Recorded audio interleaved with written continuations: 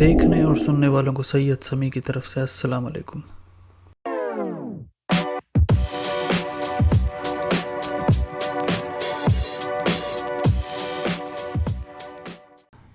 Office بند ہونے کا وقت ہو چکا تھا۔ سیٹھ صاحب اٹھنے ہی والے تھے کہ دفتر کے ایک ملازم نے آ کے بتایا، کوئی بابا جی آپ سے ملنے آئے ہیں۔ سیٹھ نے کہا، ٹھیک ہے بٹھا دو، مگر سیٹھ کے انداز سے لگ رہا تھا کہ وہ ملنا نہیں چاہتے۔ ملازم نے بابا جی کو بٹھا دیا۔ اس وقت چونکہ ملازم کے پاس بھی فرصت تھی تو بابا جی کے ساتھ ہی بیٹھ کر ان کا حال احوال پوچھنے لگا۔ باتوں باتوں میں ان سے پوچھا، آپ کہاں سے آئے ہیں؟ بابا جی نے جواب دیا، میں آپ کے سیٹھ صاحب کے گاؤں سے آیا ہوں اور میں وہاں کا ڈاکیا ہوں۔ ملازم نے سوال کیا، تو پھر کیا کوئی خط لے کر آئے ہیں؟ بابا جی بولے، نہیں بیٹا، میں بڑی مشکل میں ہوں۔ دراصل ہم پر کسی نے جھوٹا پرچہ کرا دیا ہے، پولیس نے میرے بیٹے کو گرفتار کر لیا ہے۔ رمضان کا مہینہ ہے، چند دنوں بعد عید آنے والی ہے۔ عید کے دن بھی اگر وہ جیل میں رہا تو ہماری پریشانی مزید بڑھ جائے گی۔ بس اسی واسطے آپ کے سیٹھ صاحب سے کچھ مدد لینے آیا ہوں۔ اتنے میں آفس کی گھنٹی بجی، ملازم اندر چلا گیا۔ سیٹھ صاحب نے بابا جی کے متعلق پوچھا، ملازم نے پوری تفصیل بتا دی۔ سیٹھ صاحب نے ان کو اسی طرح رخصت کرنے کا کہا اور آفس کے پچھلے دروازے سے باہر نکل گئے۔ ملازم بیچارہ کیا کرتا؟ اس نے بابا جی کو بتایا کہ سیٹھ صاحب کسی ضروری کام سے باہر چلے گئے ہیں۔ یہ سن کر بابا جی کے چہرے پر شدید اداسی چھا گئی۔ وہ بولے، بیٹا میں روزے کی حالت میں بڑی مشکل سے یہاں تک پہنچا ہوں۔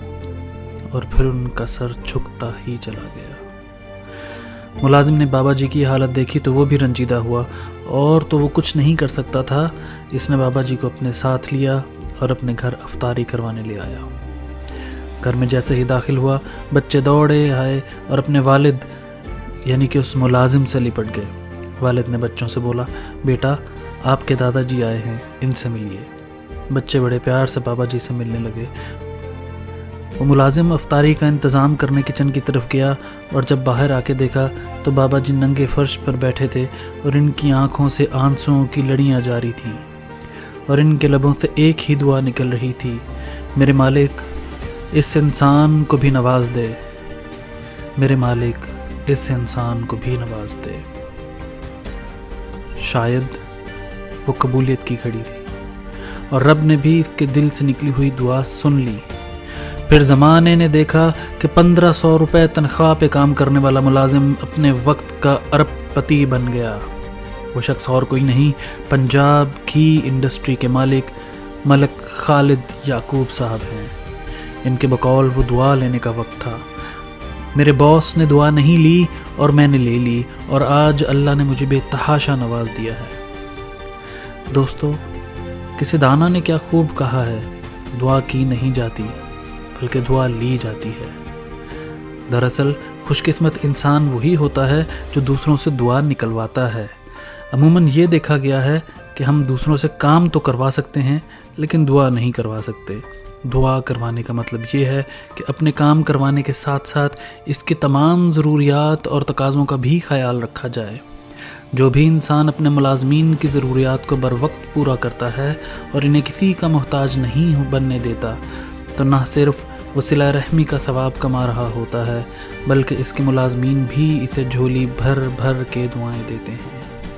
اور سب سے بڑھ کے اس کو یہ فائدہ ملتا ہے کہ تمام لوگ اس کے وفادار ہوتے ہیں۔ کوئی بھی ملازم اس کے جان یا اس کے مال کا نقصان نہیں پہنچانا چاہتا۔ دوستو، یہ صرف پیسے سے نہیں ہو سکتا، اس کے لیے بہت بڑا دل چاہیے۔ جو بھی انسان بڑے پن کا مظاہرہ کرتے ہوئے اپنا دل بڑا کر لیتا ہے، پھر اس کے لیے خود بخود دوسروں کا ہاتھ دستے دعا بن جاتے ہیں۔ رمضان کا رحمتوں والا مہینہ رواں دواں ہے۔ یہ مہینہ جہاں ہمیں صبر کا درس دیتا ہے، وہیں احساس کا سبق بھی دیتا ہے۔ احساس پیدا کیجیے، اپنے ارد گرد رہنے والے لوگوں کے لیے آسانیاں پیدا کیجیے، اور اس بات کا عزم کیجیے کہ اس بار آپ نے لوگوں سے دعائیں ضرور لینی ہیں۔ یقین کیجیے خلوص دل سے نکلے ہوئے آنسوؤں میں اتنی طاقت ہوتی ہے کہ وہ آپ کی تقدیر پلٹ سکتے ہیں۔ ناظرین اکرام، یہ ویڈیو اگر آپ کو پسند آئی ہو تو اس کو ضرور لائک کریں، شیئر کریں، اس چینل کو سبسکرائب کریں اور گھنٹی کا بٹن ضرور دبائیے گا۔ اگلی ویڈیو میں آپ سے پھر ملاقات ہوگی، اس وقت تک کے لیے السلام علیکم۔